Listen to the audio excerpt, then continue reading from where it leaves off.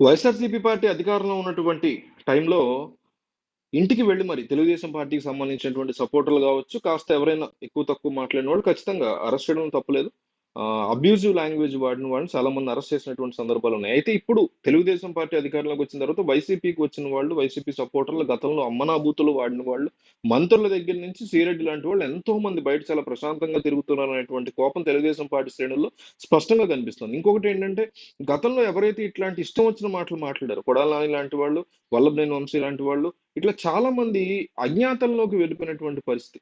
గతంలో మంత్రులుగా ఉన్న వాళ్ళు సగం మందికి పైగా ఈరోజు కనిపించట్లేదు, అజ్ఞాతంలోకి వెళ్ళిపోయినటువంటి మాట తెలుగుదేశం పార్టీ మీడియా ఛానల్స్ లో ఎక్కువగా వినిపిస్తుంది. ముఖ్యంగా వల్లభనేని వంశీ గత 24 గంటలుగా ఆంధ్రప్రదేశ్ పోలీస్ ఆయన కోసం వెతుకుతున్న ఒక ప్రొటెక్టివ్ సీక్రెట్ ఆపరేషన్ ఆయన కోసం సైలెంట్ ఆపరేషన్ నిర్వహించినా కూడా అది ఫెయిల్ చేసేలాగా ఈ యొక్క ఎవరైతే పోలీస్ వ్యవస్థలో ఉంటారో వాళ్ళ నుంచే లీకేజీలు అయిందాయి వల్లభనేని వంశీకి. అందుకే ఆయన ఫ్లైట్ ఎక్కేశారు అనేటువంటి వార్తలు వినిపిస్తాయి. ఇంకొక పక్క ఇదే తెలుగుదేశం మీడియా ఏమంటుందంటే ఆయన్ని జగన్మోహన్ రెడ్డి దగ్గరుండి విదేశాలకు పంపించేశారు. ఆయనకు ఉన్నటువంటి లాబింగ్ ఉపయోగించి, విజయసాయి రెడ్డికి ఉన్నటువంటి లాబింగ్ కేంద్ర ప్రభుత్వం దగ్గర ఉపయోగించి. అయితే నిజానికి ఏవియేషన్ శాఖ పౌర సరఫరా పౌర విమానయాన శాఖకి కేంద్ర మంత్రిగా ఉన్నటువంటి రామ్మోహన్ నాయుడు ఉండగా ఇదంతా సాధ్యమయ్యే పనేనా అని వైసీపీ వాళ్ళు కూడా ప్రశ్నించడం పరిస్థితి. ఏదైనా ఒకళ్ళ మీద ఒకళ్ళు రకరకాల వ్యాఖ్యలు చేసుకున్నటువంటి సిచ్యువేషన్ మనం చూడొచ్చు. వల్లభనేని వంశీ చేసినటువంటి వ్యాఖ్యలతో విపరీతంగా నెగిటివ్ అయిపోయారు.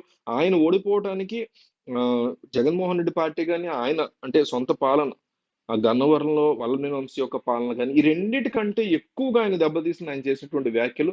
అందుకని ఆయన డ్యామేజ్ కంట్రోల్ లాగా ఎలక్షన్‌కి ముందు క్షమాపణ కూడా చెప్పారు. బట్ అది జనాల్లో ఎక్కడ నిలవలేదు. అప్పటికే ఒక సామాజిక వర్గం ఆయనకు సంబంధించిన సామాజిక వర్గం ఆయన్ని బాగా ఇన్నాళ్ళు సపోర్ట్ చేసింది. సరే వైసీపీకి ఎళ్ళాడు.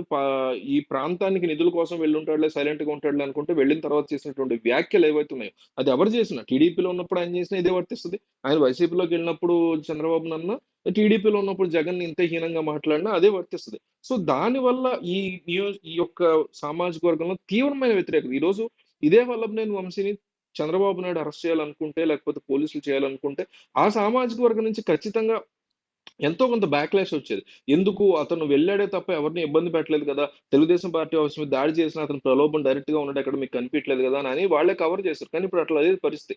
వాళ్ళంతట వాళ్ళే వాడిని అరెస్ట్ చేస్తారా సస్తారా అనేటువంటి భీష్మించి కూర్చున్నారంటే చేసినటువంటి వ్యాఖ్యలు ఎంతగా సామాజిక వర్గం మొత్తాన్ని అసలు ఎవరినైనా సరే మన సమాజంలో ఉన్న ఎవరినైనా ఎవరైనా తలదించుకునే విధంగా ఆయన చేసినటువంటి వ్యాఖ్యలైతే ఉన్నాయి. దానికి ఆయన ఏదో ఫార్మల్‌గా ఒక సారీ వదిలారు అప్పట్లో. అది కూడా పెద్దగా వర్కౌట్ అవ్వలేదు. జనం దాన్ని యాక్సెప్ట్ చేయలేరు. నోటికొచ్చినంత మాట్లాడి సడెన్‌గా వచ్చి నేను క్షమాపణ కోరుతున్నాను అంటే జనం అంత ఈజీగా తీసుకోలేరు. అప్పటికప్పుడు చెప్పడం వేరు.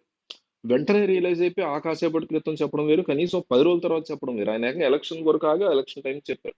సో అది కూడా పెద్దగా వర్కౌట్ అయినట్లేదు. సో చంద్రబాబు నాయుడు ఒక స్ట్రాంగ్ లీడర్‌ని ఆఫీసర్‌ని రంగంలోకి దించబోతున్నారని గతంలో ఇట్లాంటి ఆపరేషన్‌లు చేసి కలుగులో దాక్కున్న వాళ్ళని కూడా ఏరుకొచ్చేటువంటి ఒక నిఖార్సైన ఆఫీసర్‌ని చంద్రబాబు ఈ సందర్భంగా రంగంలోకి దించుతున్నారని ఖచ్చితంగా వల్లభనేని వంశీ అరెస్టు ఉండబోతోంది, జరగబోతోంది అనేటువంటి వ్యాఖ్యలు స్ట్రాంగ్‌గా వినిపిస్తున్నాయి. మరి ఈ అంశం మీద మీకేమనిపిస్తుందో కామెంట్ చేయండి.